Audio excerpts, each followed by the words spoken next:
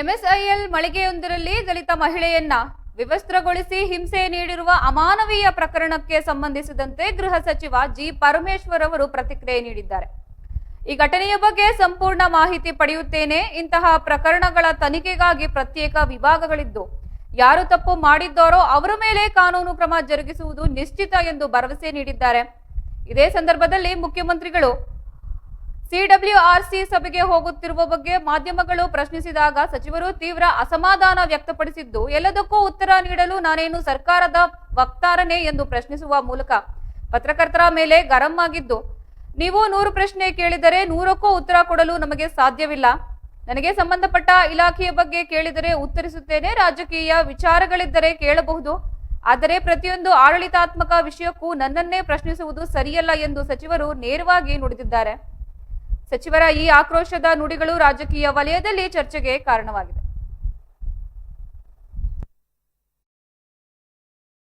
ಯಾವುದಕ್ಕೆ ಸಂಬಂಧಪಟ್ಟಂಗೆ ಗ್ಯಾಸ್ ಅಭಾವ ಕಚೇರಿಯಲ್ಲಿ ಒಬ್ಳು ದಲಿತ ಮಹಿಳೆ ಅಧಿಕಾರಿ ಯಾವುದಕ್ಕೆ ಸಂಬಂಧಪಟ್ಟಂಗೆ ಗ್ಯಾಸ್ ಅಭಾವ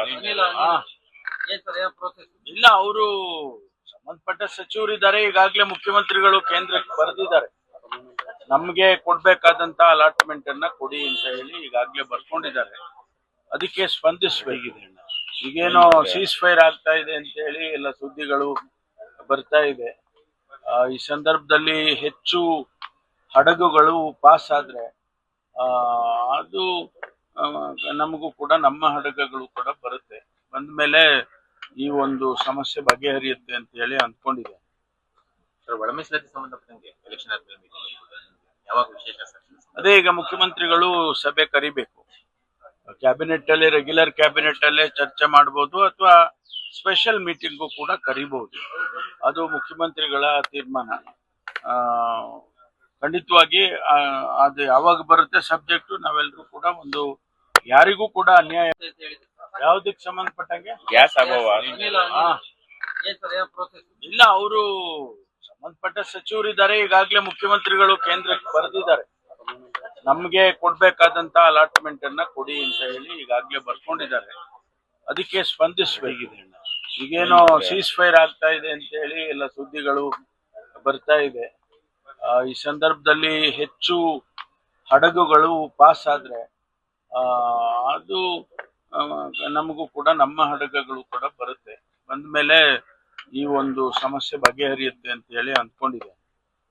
ಒಳ ಮೀಸಲಾತಿ ಸಂಬಂಧಪಟ್ಟಂಗೆ ಎಲೆಕ್ಷನ್ ಯಾವಾಗ ವಿಶೇಷ ಅದೇ ಈಗ ಮುಖ್ಯಮಂತ್ರಿಗಳು ಸಭೆ ಕರಿಬೇಕು. ಕ್ಯಾಬಿನೆಟ್ ಅಲ್ಲಿ, ರೆಗ್ಯುಲರ್ ಕ್ಯಾಬಿನೆಟ್ ಅಲ್ಲೇ ಚರ್ಚೆ ಮಾಡಬಹುದು ಅಥವಾ ಸ್ಪೆಷಲ್ ಮೀಟಿಂಗು ಕೂಡ ಕರಿಬಹುದು. ಅದು ಮುಖ್ಯಮಂತ್ರಿಗಳ ತೀರ್ಮಾನ. ಖಂಡಿತವಾಗಿ ಅದು ಯಾವಾಗ ಬರುತ್ತೆ ಸಬ್ಜೆಕ್ಟ್ ನಾವೆಲ್ಲರೂ ಕೂಡ ಒಂದು ಯಾರಿಗೂ ಕೂಡ ಅನ್ಯಾಯ ಯಾವುದಕ್ಕೆ ಸಂಬಂಧಪಟ್ಟಂಗೆ ಗ್ಯಾಸ್ ಅಭಾವ ಇಲ್ಲ, ಅವರು ಸಂಬಂಧಪಟ್ಟ ಸಚಿವರಿದ್ದಾರೆ. ಈಗಾಗಲೇ ಈ ಬಗ್ಗೆ ಹೆಚ್ಚಿನ ಮಾಹಿತಿ ನೀಡಲು ನ್ಯೂಸ್ ಡೆಸ್ಕ್ ಇಂದ ನಮ್ಮ ಜೊತೆ ದೂರವಾಣಿ ಸಂಪರ್ಕದಲ್ಲಿ ಮನೋಜ್ ಅವರಿದ್ದಾರೆ. ಮನೋಜ್, ಹೇಳಿ, ಏನಿರ್ಬೋದು ಇದ್ರ ಬಗ್ಗೆ ಹೆಚ್ಚಿನ ಮಾಹಿತಿ? ಹೌದು, ಎಂಎಸ್ಎಫ್ಐ ಮಳಿಗೆಯಲ್ಲಿ ಕೂಡ ದಲಿತ ಮಹಿಳೆ ಮೇಲೆ ಕೂಡ ನಡೆದ ಅಮಾನವೀಯ ದೌರ್ಜನ್ಯ ಪ್ರಕರಣ ಈಗ ರಾಜ್ಯದಾದ್ಯಂತ ಭಾರಿ ಆಕ್ರೋಶಕ್ಕೆ ಕೂಡ ಕಾರಣವಾಗಿದೆ.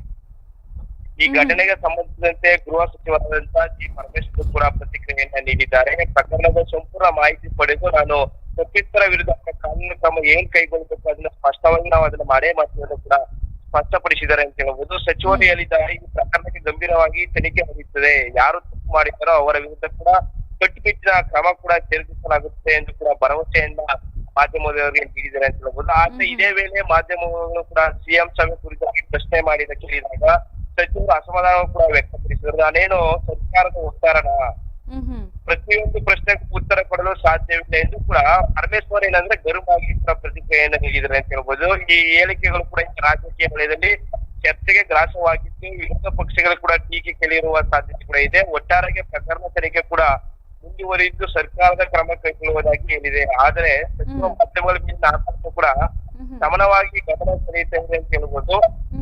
ಇನ್ನು ನೋಡಿದ್ರೆ ಎಂಎಸ್ಐಎಲ್ ಕೂಡ ಏನಂದ್ರೆ ಸರ್ಕಾರದ ಸಂಸ್ಥೆ ಘಟನೆ ದಲಿತ ಮಹಿಳೆ ಮೇಲೆ ಕೂಡ ನಡೆದಿರುವುದರಿಂದ ಸಾಮಾಜಿಕ ಮತ್ತು ರಾಜಕೀಯ ಸಂವೇದನಾಶೀಲತೆ ಕೂಡ ಹೆಚ್ಚು ಆಗ್ತಾ ಇದೆ. ಮಾನವ ಹಕ್ಕು ಸಂಘಟನೆಗಳು ಮತ್ತು ದಲಿತ ಸಂಘಗಳಿಂದ ಕೂಡ ಆಕ್ರೋಶವನ್ನ ವ್ಯಕ್ತಪಡಿಸಿದ ಸರ್ಕಾರದ ಮೇಲೆ ಒತ್ತಡ ಕೂಡ ಹೆಚ್ಚಾಗಿರೋದ್ರಿಂದ ಇದನ್ನ ಬೇಗ ಕೂಲಂಕುಷವಾಗಿ ತನಿಖೆ ಮಾಡಿ ಯಾರು ತಪ್ಪಿಸಿದ್ರೆ ಅವ್ರಿಗೆ ನಾವು ಶಿಕ್ಷೆಯನ್ನ ಕೊಟ್ಟೇ ಕೊಡ್ತೀವಿ ಅಂತ ಕೂಡ ಗೃಹ ಸಚಿವರು ಕೂಡ ಅಲ್ಲಿ ಸ್ಪಷ್ಟನೆಯನ್ನ ನೀಡಿದ್ದಾರೆ.